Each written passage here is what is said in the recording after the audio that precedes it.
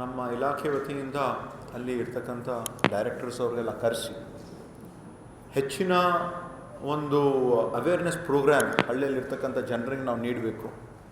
ಕೆರೆ ತುಂಬ ಯೋಜನೆ ಕೂಡ ನಾವು ಮಾಡಬೇಕಾಗ್ತದೆ.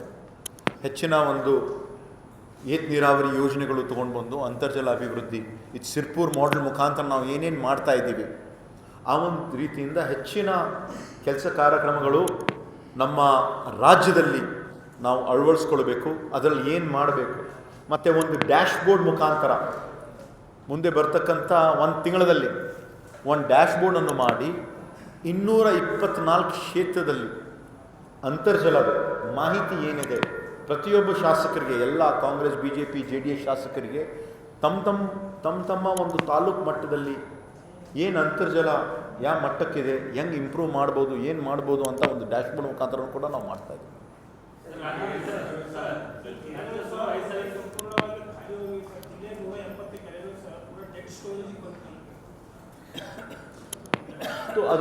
ಅದು ಇರ್ತಕ್ಕಂಥ ಏನೇನೋ ಅವಶ್ಯಕತೆ ಇದೆ, ಹೆಚ್ಚಿನ ಒಂದು ರೀತಿಯಿಂದ ಅಂತರ್ಜಲ ಅಭಿವೃದ್ಧಿ ಕುಸಿತ ಹೋಗ್ತಾ ಇದೆ, ಅದಕ್ಕೆ ಅನುಕೂಲ ಮಾಡಬೇಕಂತ ನಾವೆಲ್ಲ ಒಂದು ಪ್ರಯತ್ನ ಮಾಡ್ತೀವಿ.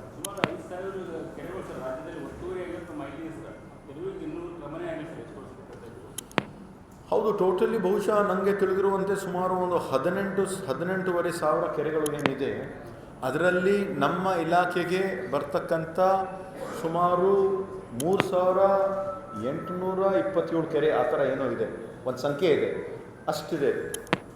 ಅದು ಕೆಲವು ಆ ಒಂದು ಮಾಹಿತಿಯೆಲ್ಲ ನಾನು ತೊಗೊಳ್ತಾ ಇದ್ದೀನಿ, ತೊಗೊಂಡು ಏನೇನು ಮಾಡೋಕ್ಕಾಗ್ತದೆ ಅದಕ್ಕೂ ಒಂದು ಸೂಕ್ತ ಕ್ರಮ ತೊಗೊಳ್ತೀವಿ. ಅದೇ ಆ ಒಂದು ಭಾಳ ಒಂದು ದೊಡ್ಡ ಜವಾಬ್ದಾರಿ ಆಗ್ತದೆ. ಹಿಂದೆ ಇರ್ತಕ್ಕಂಥ ಒತ್ತುವರಿ ಆಗಿರುವಂಥ ಒಂದು ಮಾಹಿತಿಯು ಕೂಡ ನನಗೆ ಬಂದಿದೆ. ಅದೆಲ್ಲ ಮಾಹಿತಿ ನಾನು ತೊಗೊಂಡು ಬರ್ತಾ ಇದ್ದೀನಿ.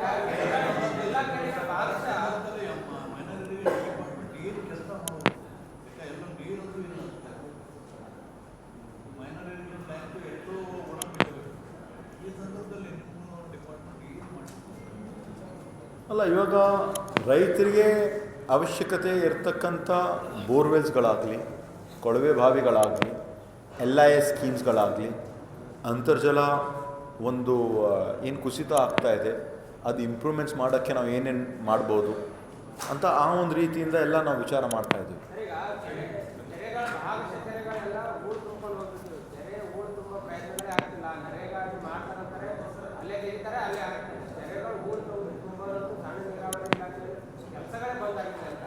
ಅಲ್ಲಿ ಇರ್ತಕ್ಕಂಥ ಕೆಲವು ಅನುದಾನದಲ್ಲಿ ಯಾವ ಒಂದು ರೀತಿಯಿಂದ ಈ ಒಂದು ಹೂಳು ತಕ್ಕಂಥ ಒಂದು ಕೆಲಸ ಕಾರ್ಯಗಳನ್ನು ನಾವು ಮಾಡಬೇಕು.